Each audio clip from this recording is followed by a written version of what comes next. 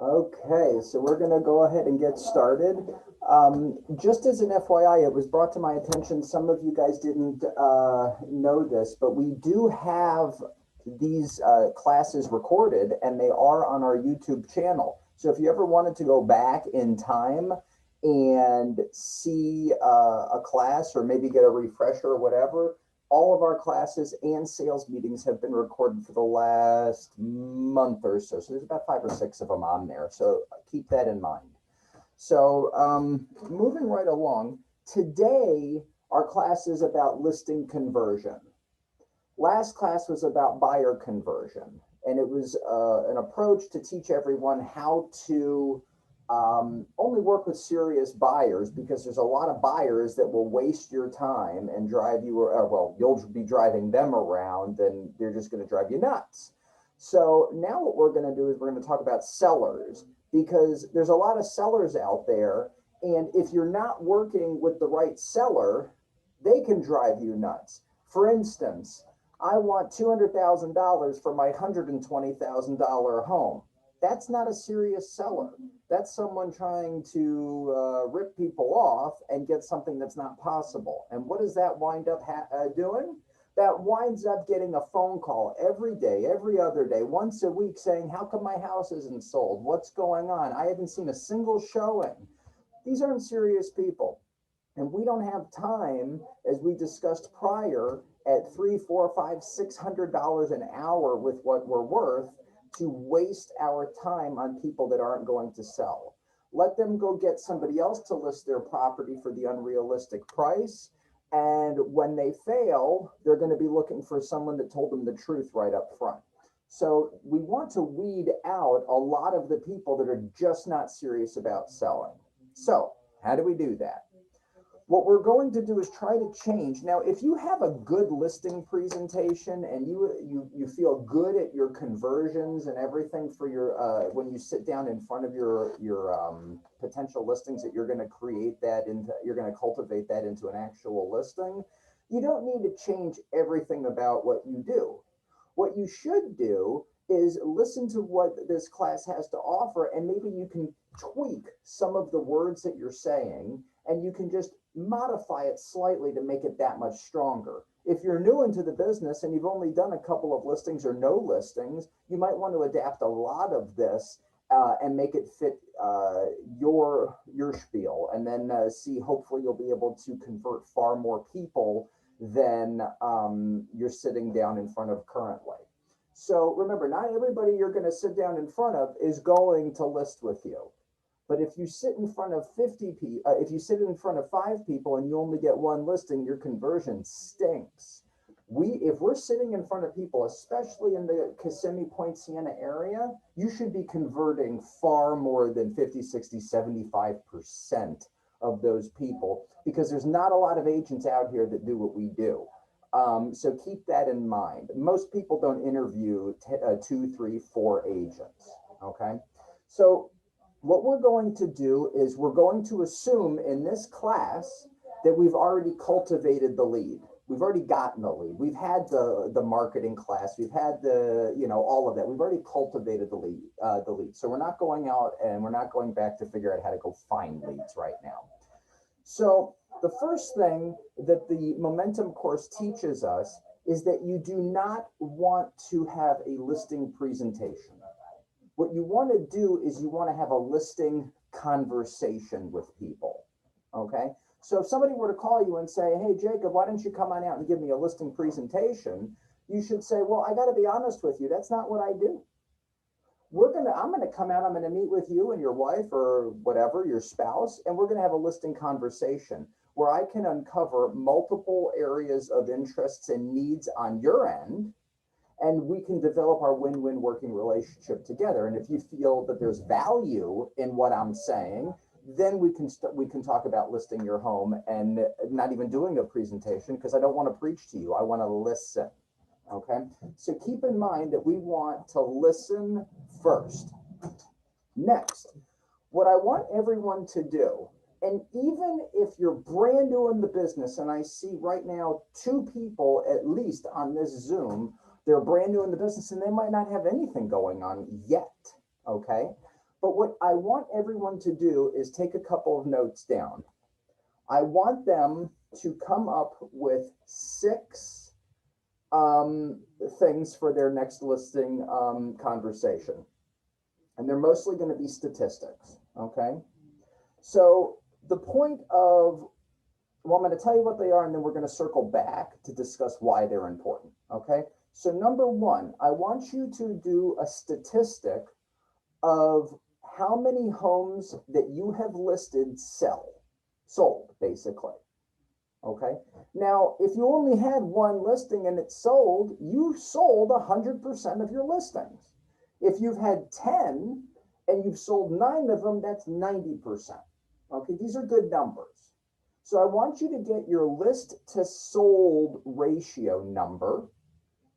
Number 2, I want you to come up with the number of the sale price to list price. So if you listed the home for $100,000 and you sold it for $99,000, your list to sale price is 99%. Okay? What we're trying to do is establish your record of, if I put a number on that home, I am going to get close to that number. You put a number on that home that's unrealistic, it's going to kill my numbers. It's not going to work, okay? So you're not going to have 100% list to sale price, because nobody, very often you're going to get it, you're going to get offers of, 93, 94, 95, and those are all perfectly acceptable offers. But when you're still in the 93, 4, or 5 percentile of list price for sale price ratio, you're doing very well. Third, average days until you get an offer. Now you can pull all of these numbers through MLS. You don't have to have all of this off the top of your head, but you want to get that ratio of average days on the market. Right now, your average days on the market are less than 57 days, according to our meeting last week, okay? Which is incredible. Your home is going to sell in less, or go under contract in less than 2 months. You better start packing. That's my numbers, keep that in mind. Average days to close would be the next statistic you're going to want to have. So if you're under contract for 30 days and you close in 30 days, your average is 30 days. Some of them are 45 and 60. You want to make sure that you get that number as close to 30 or whatever as possible, because that's the average, okay? You don't want to have listings that have 6-week, 8-week, 12-week closings. 2 more. You want to get a satisfaction rating, okay, which is kind of like the next thing that I'm going to say. So you can kind of make that 5 and 6 1, basically seller testimonials, okay? 5 out of 5 people that work with me are satisfied with my work, okay? 4 out of 5, 4.5 out of 5. If you stink at your job and your number is bad, leave it out, okay? But we don't have people in our office that stink. So you want to be able to tout these numbers. So I've just given you 6 numbers and statistics and reviews that you need to get. And this is something that you should be working on today, okay? It's very important for you to get these numbers in the back of your mind. Why? Because you want that when you sit down with your listing conversation, you want to be able to differentiate yourself from the competition. Maybe they are going to interview 2 or 3 agents. I can promise you those other agents will not have any numbers on their statistics, okay? So when you go in there, you've got a little chip on your shoulder. Remember, half of this is showing up. The other part of that half is going to be your confidence. And when you have confidence on, I sell 4.8 out of 5 homes at 97% list price, that's very powerful on a listing presentation or conversation, okay? You want to make sure to have those numbers. Now, I have all of this, just like in the prior classes. I can have Antonio send out a lot of these slides, because we're going to be sharing screens a lot today.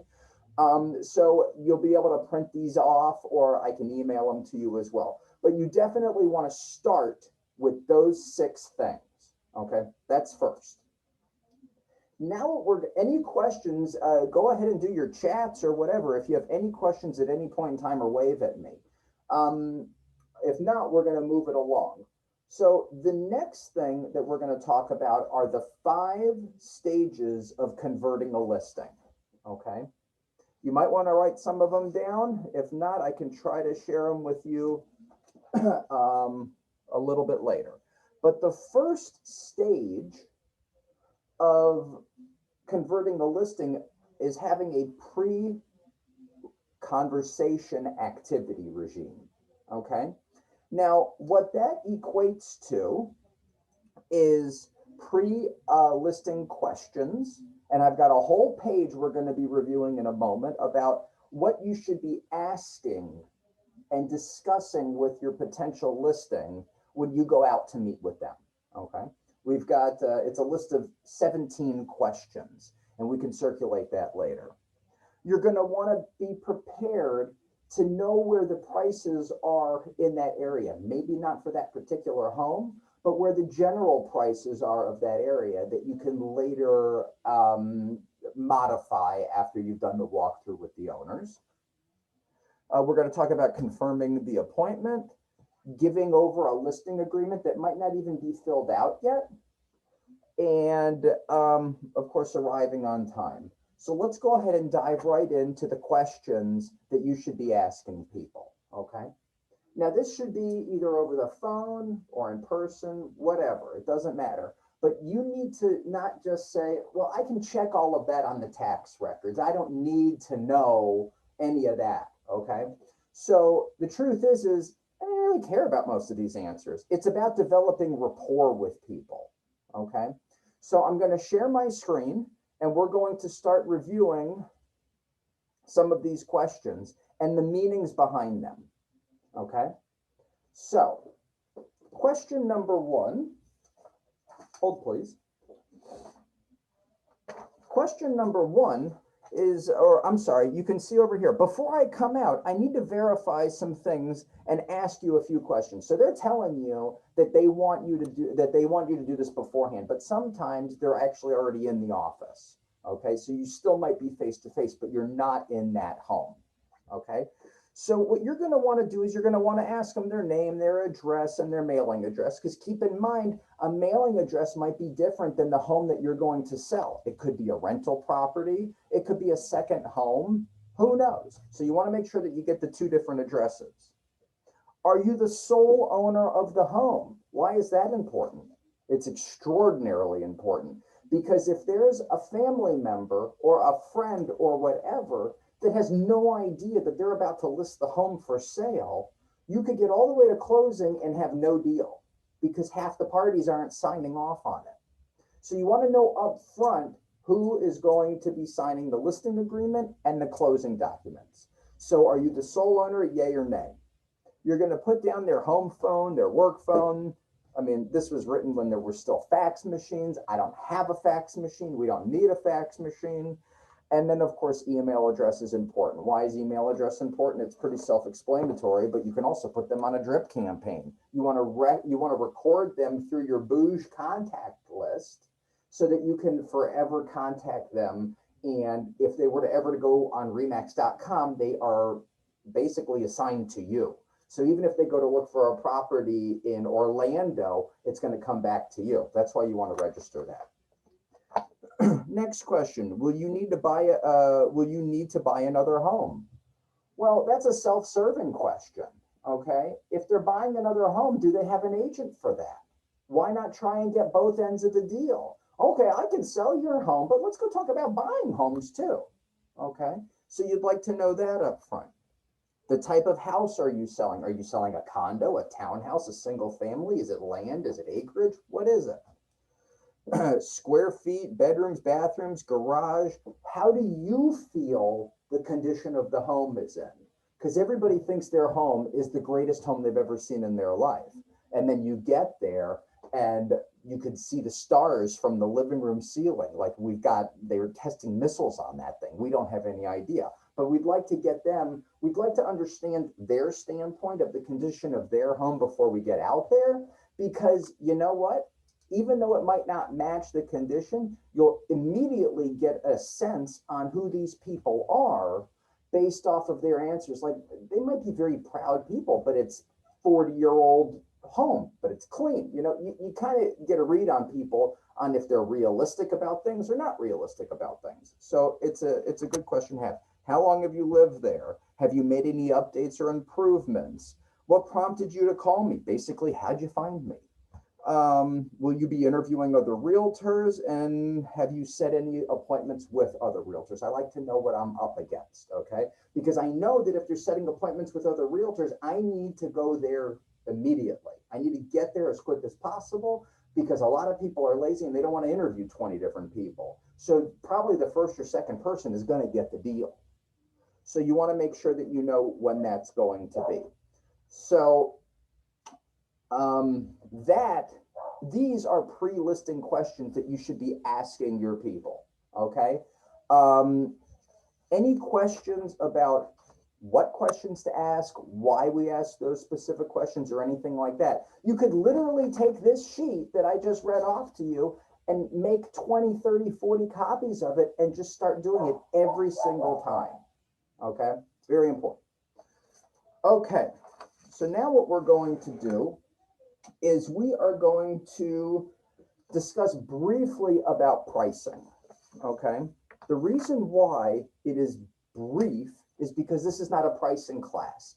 There is a pricing boot camp class that we're going to be doing, and that's going to be coming on November 25th. So we don't want to hyper focus about pricing, but what we do want to do is have a brief knowledge on don't take overpriced listings. Now, what do I define as an overpriced listing? A home that will never sell because it will never appraise and it's blatantly overpriced, okay? 5, 10%, not so bad. Not so bad at all. Take that. 20, 30, 40, 50%, run for the hills. You can't talk somebody down from being 30% overpriced. You just can't. There's no offer that'll come in that you will be able to get them to go to, that they will still feel like this is a win-win relationship, okay? So don't take those higher price. And you can be very honest with these people and say, listen, Frank, I got to tell you, I want the listing, okay? I believe I will be doing you a disservice if I take this listing. I will be doing myself a huge disservice, okay? Because I'm going to be wasting a lot of time and energy and money. These listings don't come free. We've got to advertise for it. We've got to do open houses for it. We've got to market it. We've got to put our heart and soul behind it. We've got to put our time, which is the most expensive thing of all, behind it.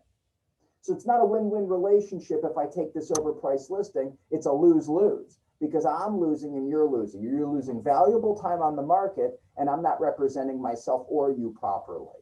So what I recommend is you should probably go and list it with somebody that's going to lie to you, or maybe not lie, but stretch the truth. And, saying that, oh yeah, I can get that price, no problem at all. But if it doesn't work out, and maybe I'm wrong, but if it doesn't work out, I hope that you remember that I was being honest with you up front. And maybe if it expires or you don't have a good win-win relationship with them, you'll come back to the person that was honest with you and told you what it's really worth, okay? That's actually kind of powerful. And I have heard it work before. It doesn't happen often, to be honest with you. But would you rather miss out on something that'll never sell, or something that's going to take 6 months to a year to sell, but it's going to cost you far more to sell it than you'll ever make on that commission? Okay, let somebody else deal with that. We list to sell. We don't list to list. Very, very foolish. So that's all we're going to talk about on pricing right now, because that's a whole other class that I can go on and on and on about. Okay, but we will be using Ed's Kit Kat bar that he taught me when I was an itty bitty teeny weeny person in this business 14, 15 years ago, about if anybody's gonna, well, I don't want to ruin it for the pricing class, but stay tuned for the Kit Kat example. It may have been the Snickers. I don't remember. We'll talk about it later.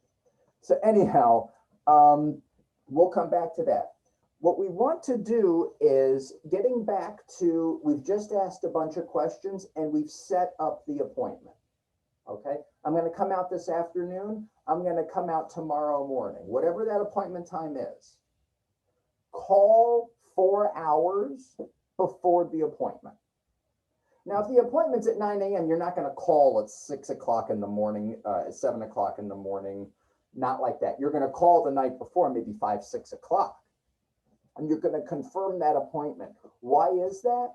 Because they need to know that you mean business. This is how professionals do things. They confirm appointments, okay? Yes, Mr. Smith, I just wanted to let you know that I see that we have an appointment tomorrow at 9 a.m. And I just wanted to make sure that both you and blank will be there. Because remember, we asked, are you the sole owner of the home? Now, why are we saying you and blank? Because once again, we're not selling the home. We're not selling one person to two people's homes with one signature. We want to make sure all the decision makers are present. Because if you have to go back out and redo this listing conversation, you're now going out twice for something you should be doing once. Maybe we can get them on Zoom. Maybe we can get them on FaceTime. Maybe we can do a Skype. Maybe we can get them on a phone call. We want to make sure that you're presenting to everybody that's going to be there. Or not presenting, conversing with everyone that's going to be there. So definitely do that confirmation call. And then if they need to reschedule, you can ask why and whatever, and you can plan accordingly. But there's nothing like showing up to somebody's home that they're not even there. Okay. So make sure that you confirm that appointment. Okay. Any questions about any of this so far? Great. Now what we want to do is we want to have some things in our bag for when we show up to the listing. Okay. What I like to do is have a blank listing agreement. Okay. Maybe a seller's disclosure, a mold disclosure, but it's not really filled out. You can put their names and addresses on there so it looks like it's customized to them, but you're not going to have all the details to fill in. Because remember, we haven't actually seen the home at this point. Now, I can make an argument that I could put a price on a home in Point Siena without ever stepping foot on it. I could sell it, I can close on it, I can everything because we know the market very well. There's only a finite amount of floor plans out here and what you can do with it. But it's not the case for everything, okay? So you could leave the price blank. You could leave the VA, FHA part blank. Why? Because we don't know if VA or FHA will even accept this type of deal, okay? You could leave a lot of that blank. But you want to go with something that you can hand to them that they can review. Because if you don't get the listing right then and there, they should have something to review so that when you come back with a complete listing agreement, they won't have a whole lot of questions or time. They'll just start signing away on it. This is something for them to review when you're gone, if need be. Okay? But it's also something that you can hand fill out if you have to because they're ready to go right now. Okay, it can serve a dual purpose. So you're going to want to prepare a listing agreement, even if it's not completely filled out, but tailor it a little bit to them. That stuff you can pull off of tax records, and that stuff you could pull off of if you've asked the appropriate questions, the pre-listing questions, you can have a lot of that information filled out right then and there. Okay, so you're going to want to do that. The next thing you're going to want to do is you are going to want to show up to the meeting. Now, I know this sounds super basic, and a lot of you people are thinking, Jacob, you're going off on these tangents, and we're not getting anything. The truth is that there are nuggets in here that a lot of people don't understand until they screw it up in person, okay? So make sure that, like, this next sheet, Arrive on Time, I'm going to share my screen with. I realize it sounds like a joke. It's not a joke. So I'm going to share this with you, and these are people that have screwed up, and that's why these are here. So what we're going to do is we're going to talk about arriving on time and what you should do. First of all, don't arrive 20 minutes early, 15 minutes early, or any of that. If your appointment is at 9, show up at 9. If you have to circle the block for 5 minutes, circle the block. But sometimes people are not ready. Now, I love to be early to everything, okay? But when you have an appointment, they might not be ready for you. Okay, show up at 9. Don't show up at 9:01. A lot of realtors think that their time is more valuable than others or whatever, and it comes across very wrong to the other people. Arrive on time. When you arrive at the home, do not park in the driveway. Park in the street. There's reasons for that. Maybe there's somebody in the home. Maybe a kid needs to go to school, maybe whatever, and you don't need to be moving your car back and forth. Okay? Park in the street. We have a chat. Well, I'll go back to that in a second. Park in the street. Remove the signs off your car. If you have magnetic signs, you can pull them down. Why is that? Because sometimes they don't want their neighbors knowing that they're about to list their home for sale. Okay? I don't really feel that strongly about removing the signs. They're about to see a huge sign go up in their yard, but it's something to consider. Next, when you introduce yourself, you knock on the door. Hi, Mr. and Mrs. Smith. I'm Jacob with Remax Pioneer. We have our appointment at 9 o'clock. Do you need me to remove my shoes? I'm happy to do so. There are some people in some cultures that do not want shoes in their home. Okay, you must remove your shoes in some cases. Most of the time they're going to tell you no, but I can promise you the competition that comes in there is not going to ask if they want them to remove their shoes. Okay? Don't do a tour just yet. When you get in the home and you're doing your whatever dialogue with them, don't go and do the tour. You want to go to either a kitchen or a dining room. Why? You need a table. Okay, you don't want to be in a room where there's a television and a couch and nobody's paying attention. You want to go to a place with a table. And the reason why is because you want to show them the potential CMA, you want to show them the listing agreement, and we need a place to spread out. Okay. After you sit down and start doing your banter back and forth in order to develop dialogue with them, talk about their families, talk about their occupations, talk about how long they've been in the home, why they've lived there, where they're going, that type of thing, then you ask them for a tour of their home. And I want you, when you ask for a tour of your home, hey, do you mind if we take a tour of your home? I tell you what, let's play a game. You be the realtor and I'm going to be the buyer. I want you to show me your home as you see it and point out the things that matter most to you, that you think a buyer is going to eat up with a spoon. Okay? So then you shut up and you listen, and they take you through the home as they want you to see it. Okay? You can take notes along the way. Oh, yes, there's a fireplace. Oh, this has updated windows, blinds, all of this. As they're talking, take notes. It shows that you're listening. So you want to make sure that you're doing that and you're going to see the home as they want you to see it. The other people will not say that. So make sure that you do that. Then, as you're building rapport, I may have switched to 4 and 5, but you're basically building rapport and you're talking about their family in order for them to warm up to go back to the kitchen or back to the dining room to start reviewing your notes and the listing agreement. Okay? This is what you do when you first show up. Okay.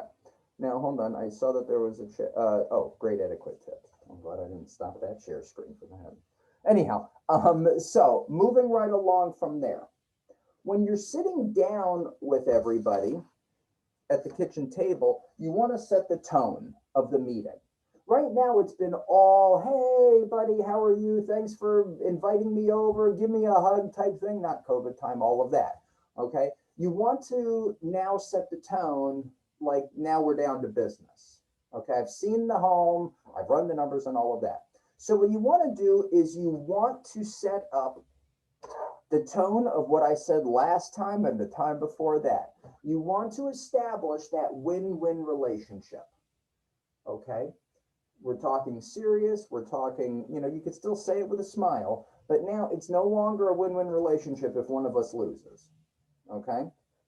So, what we're going to do is I'm going to read a couple of dialogues that you could be using as you sit down after the tour, okay? And I can share a lot of these with you. But imagine we're sitting down and I say, first, let me say, I really appreciate you taking the time to meet with me. I want you to understand from the very beginning that my goal is not to come in and give you a presentation about what I think you want to hear, but rather I have a conversation to see if a win-win working relationship can be created.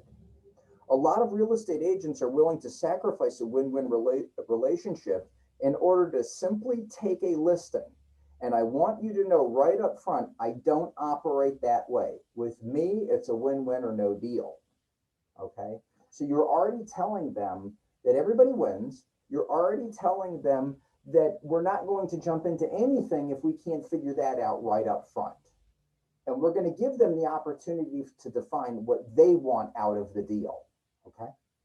So now we're going to move to the agenda.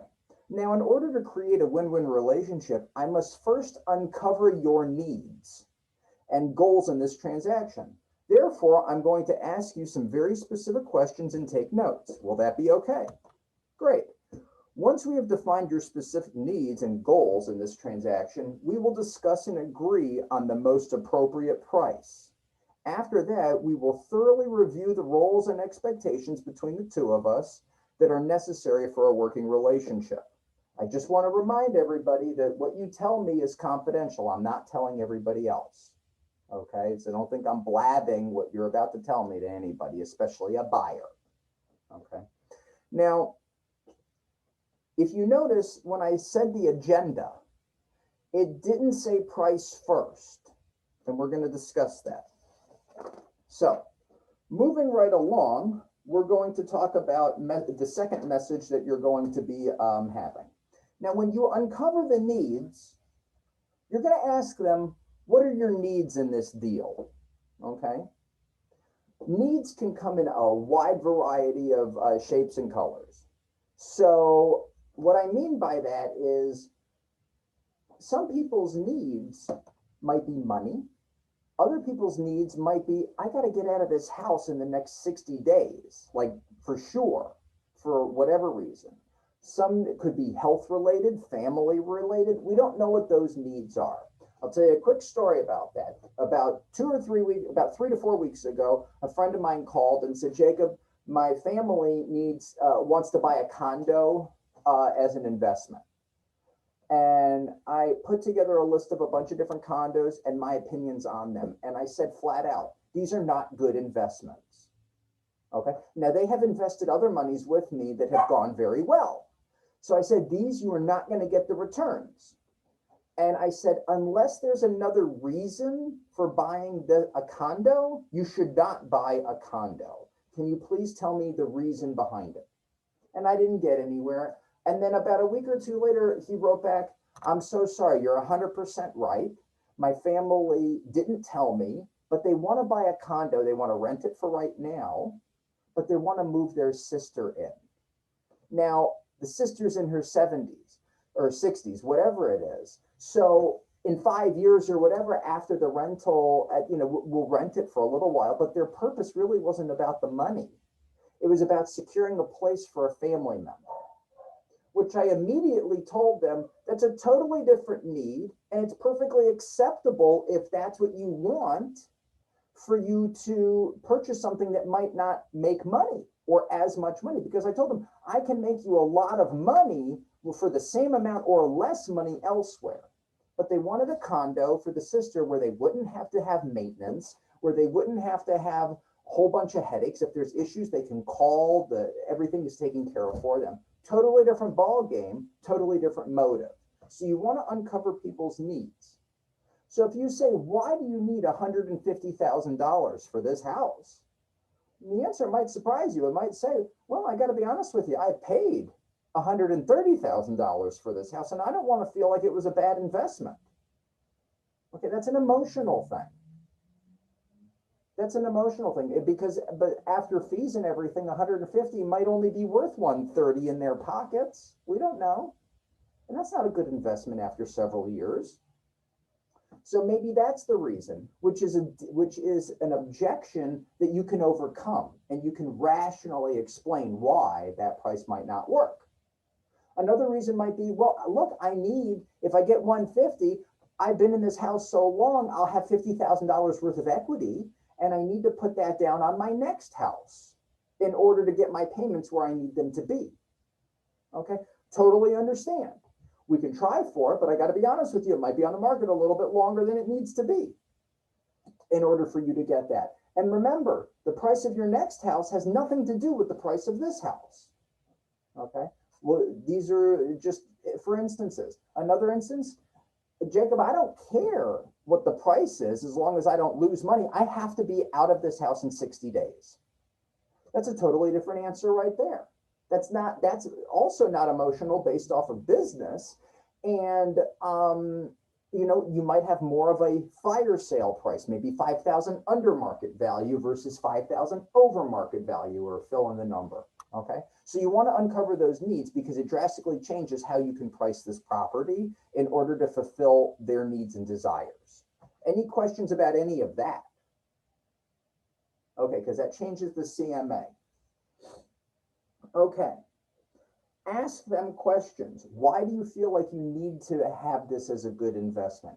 Why do you have to get out of this house? Maybe there's an illness. Maybe they contracted a horrible disease and they need to move up north to be with their kids. Once we define all of that, then we can start to introduce a CMA. Okay. Now, a lot of these things that I've discussed so far happen pretty quick. I know I've taken 36 minutes to get to this point, but the truth is that the dialogue and everything, you could probably be done in 10 or 15 minutes up to this point, unless you're trying to establish a more of a rapport. If you don't feel like it's working, you might need to massage that area a little bit longer. When you do a CMA, I have never done a CMA like anybody else in this office. In fact, I'm embarrassed to say, I honestly don't even know how to do an MLS CMA from start to finish. I don't like them. Okay? I don't. I've been doing this for 15 years and I can't stand an MLS CMA. Why? It's garbage in my opinion. There is 30, 40, 50 pages, depends on how much you put in there, of useless information. Okay? Nobody is going to sit and review all of these pages. I can promise you that. Okay? It might look fancy, but it's not going to get you the deal. What I like to do is dumb that down to 4, 5, 6 pages. Okay? Something that they can actually digest, of solid information, not pictures of trees. You look at some of these CMAs people are doing, they got beautiful pictures of properties that aren't even relevant. Okay? Don't care about them. That can hurt you later. Get them the information that they need to make their informed decision. And then you're not preaching on such a long thing. Get it down to 4 or 5 pages if possible, and I can help you do that. And it can also be through MLS, and you can download those reports, but there's ways through the MLS for you to remove certain pages, okay? You don't need to have a whole bio of all of the properties that you've sold, which is some of these filler pages. If you've already had those 6 things that I told you about at the top of the class, about your average days on market, how many homes you've listed versus sold, you've already told them all of that. We don't need more of that, okay? So you want to get that way down. And basically what you want in your CMA are 3 things. You want, of course, their home, their subject property. They might not even know the square footage. They might not even know how the people see their property. You want the subject property and 3 things. You want the solds, and it could even be a list or a couple of bullet points with a couple of pictures on 1 page, solds. And what we're going to call them are not solds, but we're basically going to call them is, hold on, there was a really great word. Oh, here. Solds. It's called the dream sheet. The dream sheet. These are people that have already had their dreams become a reality. Okay? They've already sold their home. We know what it sells for, and we know we can get those prices for your clients. That's the dream sheet. Take it for the dream. The next sheet you're going to want to do is you're going to want to do the comparables of what's on there, what's currently on the market, and the days on the market. Okay? A lot of people don't like doing current. I love doing current. A lot of people say it's useless information. You should only be looking at solds. Okay? I want to know what I'm up against now. Okay, I understand what they can sell for, but I want to know what if I'm pricing a home at $200,000, okay, and all of the other homes are at 175, I have a problem. I have the most expensive listing out there, and it might not justify it. I want to know what I'm currently up against. And then the third sheet that you're going to want to pick, which might shock the heck out of all of you, are the expireds. Okay, these are people that have failed. And it's very interesting because I've never taught that before, but it's rather poignant. Think about it. If I print out a list of all those that have failed, why are we going to follow in their footsteps? These are people that couldn't get it done. Whether it was price or the agent or exposure or whatever, these people failed. So when they want $200,000 for their home, and you have a list of people that have failed at $200,000, why do we want to be one of the failures when the dream sheet shows that the magic number was 194.5? Don't become a loser. So it's very interesting to show them why we're different. Remember, nobody is bringing expireds. No one. I've never done it actually, but I like the idea. Okay, so you want to bring them the expired sheet, and that'll give them reality, current reality, and lose. You know, I know a lot of people don't like to say loser or failed or anything like that, but you got to let them know right up front, these people did not succeed. And it could have been for a wide variety of reasons, but we all know homes sell for price and condition. Okay, if the price and condition don't match, they don't sell. So they can give you all the excuses in the world. That's the reason. Okay, any questions about any of that at this point? I do have one. What approach can we take? What approach can we take to go after expired listings? That's it's a good question. It's kind of a different class, but just to circle right back to that real quick, there are services online that you can do. The redx.com. Where you can buy lists of names and phone numbers and addresses that have been scrubbed on the do not call registry already to go after expireds, withdrawals, for sale by owners, depending on how you want to tailor that. There's also, you can go through MLS and scour MLS for expired listings in specific areas. I will caution you, there are a lot of people that do that. Okay, you are not the only one that is going after FSBOs and expireds. If you're using that as your sole revenue source, it's a mistake. It should be something to add to it, okay? Because it is a lot of effort, and I'm not poo-pooing it. It could work, but there are a lot of people that go after them, okay? So good question. I've got a couple of more questions. Yeah, all of the dialogues that I've read to you, I can pass out to everyone. No problem there. We can email them out. What else do we have? Okay, perfect. So we're going to move right along. Now we've gotten to the point where we've established why they're selling, you know, what are their needs, and we've established potential pricing. Now we want to do something that we don't generally think about, because we all know about buyer's remorse.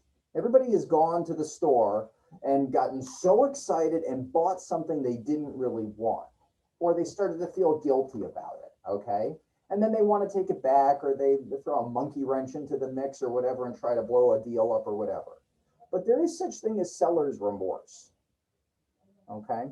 Seller's remorse can also come in a couple of different ways. But what we're mostly concerned about is, because for the right price, everybody's moving, by the way. Okay, I don't care how many grandkids they had in that house, they're going to move. Okay, seller's remorse that we're concerned about is, so Mr. Smith, Mrs. Smith, I want to ask you a question. We've agreed on the price. Would you be upset if the home sold tomorrow for full price? You want to ask them that right up front. If I've done everything I'm supposed to do, and we gotten, you know, I just told you your home is going to sell for 194.5 based off of all information that I've just presented to you. Are you going to feel like I've ripped you off, or they're selling the home too cheap, or whatever is going to make them feel like they don't want to sell. It's better to know now than when you have your deal, because they won't start feeling better about their deal and it's going to be a problem later. So some people will say, and they'll be just honest with you, Jacob, I got to be honest with you. If you sold this home in 24 hours for list price, you put it on too cheap. Okay. You need to diffuse that right off the bat. And I'll tell you, it doesn't mean that you put the home on too cheap. Okay. It means that you hit your market spot for the most part. Now, if you have 10 offers and whatever, okay, that different ball game. But if you have 1 or 2 offers, you might have a very desirable listing in a very desirable area for a market price. Okay, that's different than 10 offers coming in bidding it up. And then you sold it too cheap. Okay, so what you need to explain to these people are, Mr. and Mrs. Smith, I totally understand that you might think that I'll be selling it too cheap, but remember, I told you my average days on market when we first started talking is 37 days, 27 days, 16, whatever those days are, okay? Remember, we're hired to list and sell, not to list, okay? And you told me that you define this win-win deal as if you can get out of here for a blank amount of money or whatever. So there's ways to diffuse that, but you want to know before offers start piling in, because if they say, I don't care what you say, if I get a full price offer in 24 or 36 hours, it's too cheap and that's the end of it, okay? You need to know that up front, and then you could say, listen, okay, well, if you want me to add 5,000 onto the list price and I can justify that, okay, we can do that, but you are compromising your needs. Remember, your needs were to be out of the house in 60 days. Your needs were to be up with your family because you're not feeling well. Does the 5,000 matter that much to you that you're going to sacrifice your needs versus getting out of this house? You also might be compromising the ability to have a proper appraisal. Now, let's say that you list the home at $200,000 and I get an offer at $200,000 in 24 hours. They might need some closing costs. Okay, it might not even be a full price offer. We don't know. We just don't know. So there's ways to diffuse it, but diffuse it up front. Don't diffuse it later on. That's why you want to ask them right off the bat. Eliminate that seller's remorse. Let's see here. This happens to me. They decide to refinance instead of selling. Okay, so apparently Rose had a client that they had seller's remorse. And rather than selling, they refied, and now their prices are okay. Well, there's different ways to handle that. If you knew that they were going to refinance, you could have targeted it up front and say, well, why would you refinance? Right now, you can buy a bigger, nicer, better home for less money because of the interest rates. So maybe you can picture, maybe you were concerned about, you know, whatever, but we can get you into a different situation. We can even get you into a cheaper home. You know, maybe you have that 5-bedroom home and the kids are grown and you need to get down to a 3-bedroom home. So maybe we can not only sell this home for top dollar because the way the market is, but we could also get you financed into a lesser expensive home where you can put money in your pocket and still save on the interest rates every single month on your mortgage, or pay the whole darn thing off. So you see that there's different ways. They may have just not wanted to sell. A lot of that would have been should have been uncovered. And what we're talking about today, Rose, and everybody else, is these are ways to get that knowledge before we've listed the home. Right now, we've only invested an hour or 2 into this, okay? It's a problem when we've invested days into this. So this is trying to weed out the people that aren't serious. They were testing the waters. Okay, your thoughts on someone who is selling and buying. Would you lower the commission to sell the to gain the buyer? I don't like messing with commission. Okay, and I can diffuse that in multiple ways. Okay, now it's not a commission class where I'm going to actually show you ways that you can prove exactly what you're worth. Okay, but what I will do, which we won't do right now, but what I will do is I am currently dealing with an attorney because one of my own deals is having a problem. okay, where the buyer thinks I made too much money. Okay, never heard of something so stupid. And the funny thing is who is the only type of person that would come after me for something like that? An attorney. The buyer was an attorney. So their whole definition is I've made too much money off of other people for nothing. So that's going to go away by the wayside. Okay.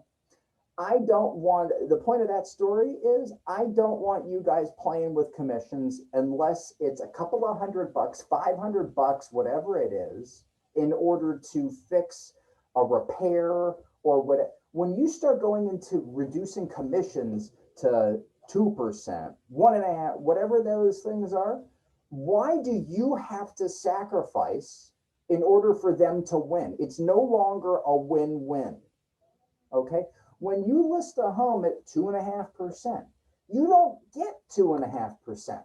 You need to explain that to people. They just don't get it. They think that realtors are rolling in dough because they've done very little work, which isn't true. You're dealing with really annoying people the whole step of the way, okay, because whatever they have is much more important, time and everything. So you can tell them, look, first of all, of 2.5%, I have to pay Uncle Sam 30% of that, or 35 or 37, whatever your tax brackets are. Of that, I have to pay my brokerage. Of that, I have to pay to advertise it. So basically, of that 2.5%, maybe I'll make 1% free and clear in my pocket. So now I'm listing the $200,000 home at 6%, okay, and everybody thinks that I'm getting $6,000. It's not the truth. Or $12,000. That's not the truth. It's $6,000 because you're giving away half of it, and then of that is $6,000. Then you're roughly going to be doing it for 1.5% to 2%. So all of that work is not as it seems to be. So I am not into giving up commissions so quick. There are always cheaper places for them to go to. RE/MAX is not designed to be your cheapest game in town. Let them go to another company where there are no fees, no services, no broker to help them out, no office in many cases, no one to go back to. Let them go and figure it out there. Okay, it's not going to happen. They're going to wind up signing with you. So I wouldn't necessarily start compromising those commissions very quick. If you're going to the closing table and there's a roof leak and it's $1,000 to fix and the buyer has really got no more money and the seller is done, just flat out done, okay, go into your pocket and see if you can come up with 500 and the other agent 500 to make the deal. Okay, but don't start messing with percentages. You can go to 3, you can go to 2.5, whatever that is, but don't start going below that. It's not worth it. It's not worth it. Your time is better spent elsewhere. Invested elsewhere. Good question. Jacob, how would you deal with the scenario on refinancing instead of selling? We've done that. Okay, good. Moving right along. Excellent question. We've introduced the CMA and we've discussed about seller's remorse, which was on page 30. Hang on. About seller's remorse. Okay. Now what we want to do is we want to cover mutual expectations. Now we've covered mutual expectations in other classes, but remember, those were designed for buyers. Those were designed for other reasons. Now we have mutual expectations for sellers, and we're going to be sharing the screen in a minute. But what we're going to wind up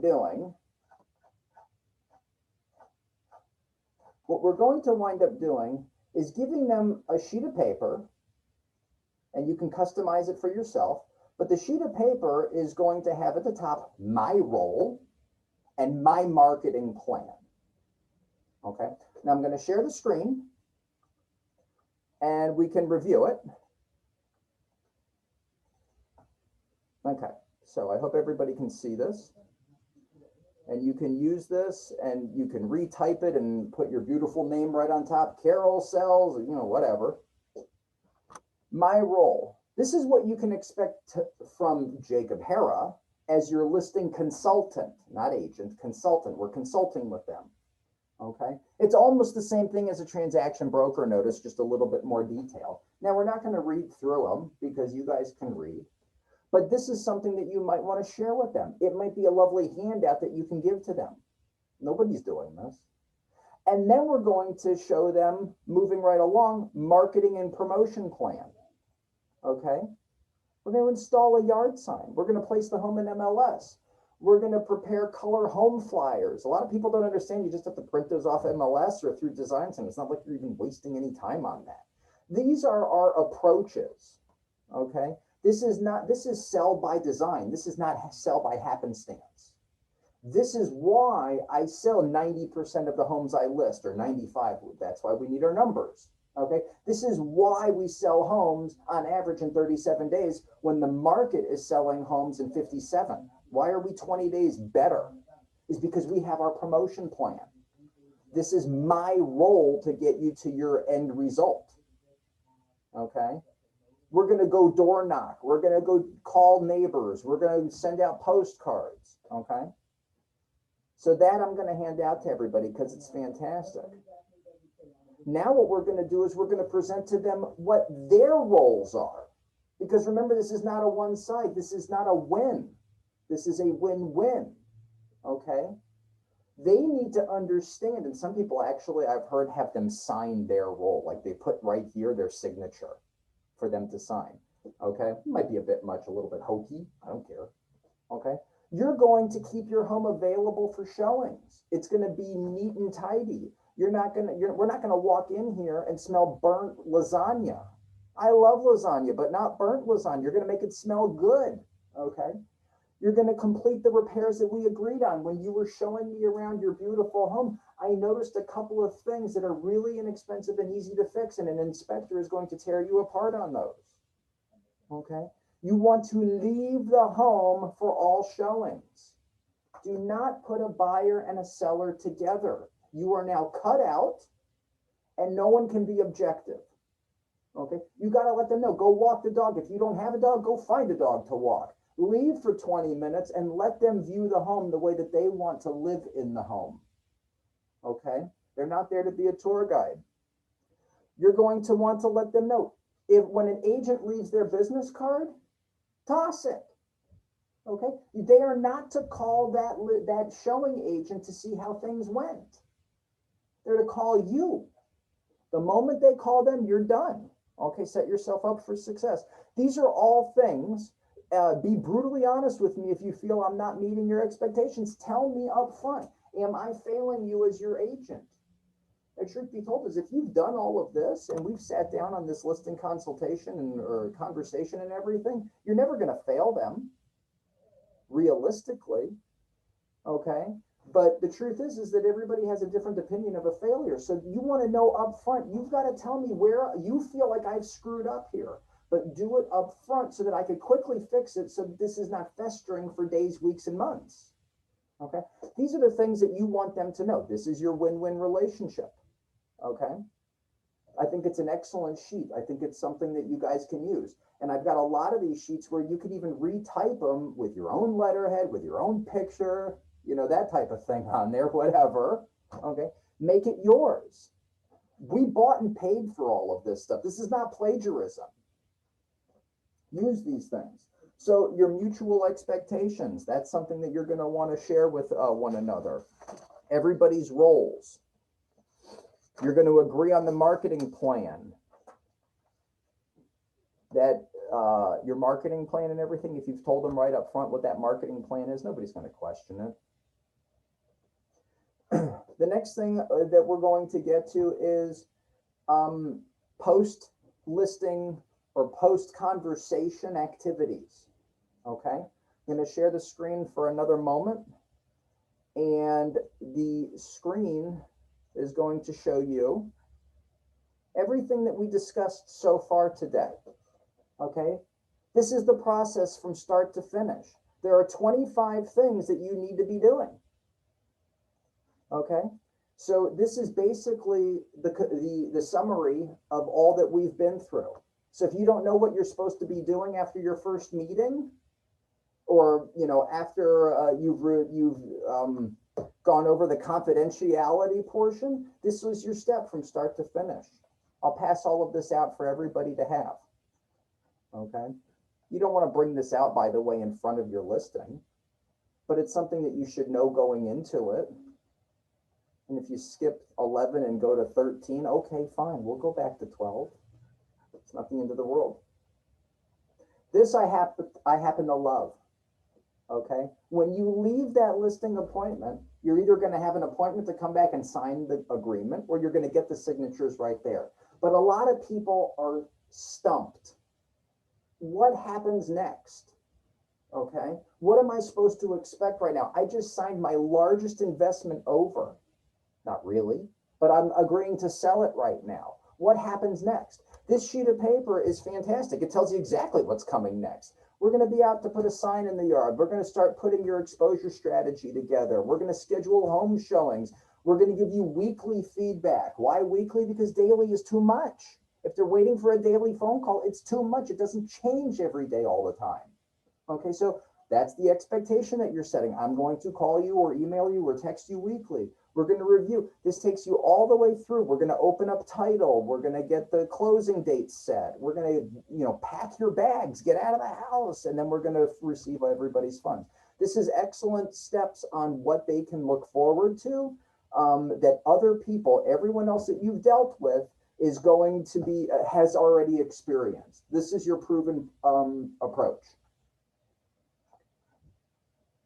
I have no idea why these tax records are on here. Forget that page. The last thing we're going to talk about is, don't forget a thank you. Okay? Don't ever shy away from, I just want to let you know, I thank you for, even if you don't list with me, that you gave me your time. You gave me an hour of your lives and shared with me your most expensive whatever, or one of your most valuable blah, blah, blah. Thank you. Sometimes a thank you note in the mail goes a long way. It could be 3 lines. Thank you for showing me your beautiful home. I hope that I hope we've established a win-win relationship for everyone. If you see the value, give me a call. Okay? So there's ways to deal with all of that, but don't just leave without saying thank you. It's very important. Very, very important. Okay, let me go back to some of these questions. Now, the whole point of all of this is, once again, you don't have to take everything that I presented to you today and implement it immediately. The whole point is for you to take bits and pieces and nuggets if you already have something that works. Maybe this will help you get 1 extra listing a year, or convert 1 extra person that you wouldn't have gotten before. Or if you don't have a listing presentation or conversation or whatever, and you have nothing, this is a great way to get started and to tailor it to make it your own. But these are things that have worked in the past. Okay. Question. What would you tell a prospect that is on the fence about selling? What would be your reason as to why selling now is perfect timing? Clients own their homes free and clear, but indecisive about starting over with a new home. It's a good question. Okay. That question is very, it can be interpreted different ways. It can be a slimy question if you're not careful. Okay. We are not telling people to sell their homes. The moment you do that, you have lost credibility. Now, I'm not saying that you're saying this, okay? I'm just saying in general. You have lost credibility. Well, I'm on the fence about selling my home. Why do you think I should sell the home? Big mistake. Big mistake, okay? The facts is you want to talk about everybody else, not them in this particular case, because maybe it's not the right time for them to sell the home. And remember, I would immediately start off with this. I got to be honest with you. It might not be the right time for you to sell the home for you. It might be the right time for somebody down the block to sell their home. That's a decision you guys are going to have to make, because you're the ones that are going to have to live with it.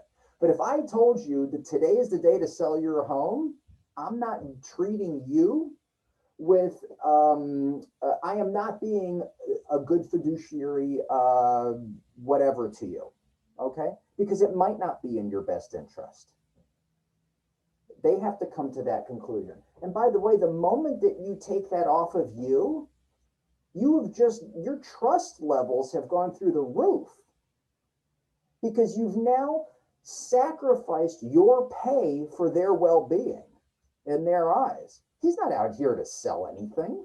He's not going to just tell me what I want to hear in order for him to go line his pockets with money. He's actually taking an interest in me. Okay, so that would be what I would start off with right off the bat, and you can tailor it a little bit to be more like you. But I would flat out say, I will never tell you to sell this house. I will not do it. If you want to sell it and you and your family have come to that conclusion, I will be the best person to make that happen, to facilitate it. But I will not make that decision for you. Okay, I would do that right off the bat. Now, getting back to your question, because once you do that, you'll be selling 10 of their homes, trust me. Once you get back to that, once you get back to the question, you can say, well, look, I'm going to give you the facts. And the facts is prices have never been higher as of today. Okay? So I don't know where the market's going to be in 2, 3, 4, 5, 6 months, 2 years. I can only tell you where we are today. And right now, the market is very high. Statistically, it's the highest it's been. Okay? Also, I can tell you that interest rates are low, the lowest they've ever been, which is why prices are the highest they've ever been. Because people can afford to pay more money for that home because they don't have to, because their interest rates are so low. So if your home were to come down 20, 30% in value, and I'm not saying that it will, or 10 or 20%, I'm not saying that it will, but the interest rates go up, their payments might be very, very much the same. Okay, maybe they'll be paying more if the interest rates go through the roof and your home comes down 20% or 10%. Okay, we don't know what those scenarios are going to look like right now, and I'm not a lender, so I can't quote you those rates, but I can tell you that you will make more, that you will be getting top dollar for your home today. But maybe that's not your MO. Maybe it's to get out of the house in 60 days. Maybe it's not about the bottom dollar. Okay, so that's how I would present it back to them. It would be generalizing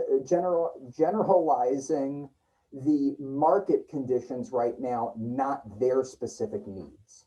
Their specific needs they have to come up with on their own. Does that kind of help you out a little bit? I do feel strongly about that. You will have them kicking and screaming if you've made the decision for them to sell. I can promise you that. Okay. Can this be emailed along with the thank you, or would you a hard copy? Hard copy. Okay. You can give them the papers that I'm giving you, like once they have been made for you. You know, you want to personalize them. You can give them that type of stuff. Always hand write a thank you note and put it in the mail. Even if they get it after they've listed the home with somebody else, God forbid that happens, they're going to remember that thank you note that they didn't get from their current agent. They're going to remember that that other agent told them that they can get 30% more for a house when they can't. They're going to remember you. Okay. And even if you don't get this particular deal, you're going to get their family's deals and their friends' deals, because they're going to remember that this current agent didn't do what you were doing and they made a mistake, but it was too late. So definitely put it in the mail. It's the gift that keeps on giving. Okay. Are there any other questions about how to convert listings? Okay. These are all good things to try. You have nothing to lose. Give it a shot. If it's not rolling off your tongue, why don't you guys get together or come to me and we can role play back and forth some of the dialogue that I'm going to send out. Okay, it might be beneficial. This way you're not trying something brand new with a client. I always told everybody, screw up on a rental, don't screw up on a buyer or a seller. So a lot of this stuff you could actually use with a potential renter. Okay. They're a dime a dozen, no offense to the particular personalities, but I get 1,000 leads a month on rentals. Okay. I don't get 1,000 leads on buyers or sellers. So try some of the dialogue out with some of these people. Might be interesting. You could just change a few words to make it fit rentals versus buyers or sellers. So excellent. If there are no other comments, questions, or concerns, You can always find me later, or you can call or text me, whatever. Our next class is going to be listing objections. Okay, people that have problems, very much like some of your questions today. Why should I list? I've got a problem with underpricing my home. I want to overprice my home. How do I deal with offers? That class is coming on November 11th. So it's a couple of weeks out. So hopefully you're digesting some of these classes that we're doing and you're able to utilize them. We do have them on YouTube if you want. Antonio will send out the YouTube link for these specific classes later, along with this one. And I hope it's helping everybody. But I wish everyone a successful day, and we'll be in touch. Have a great one.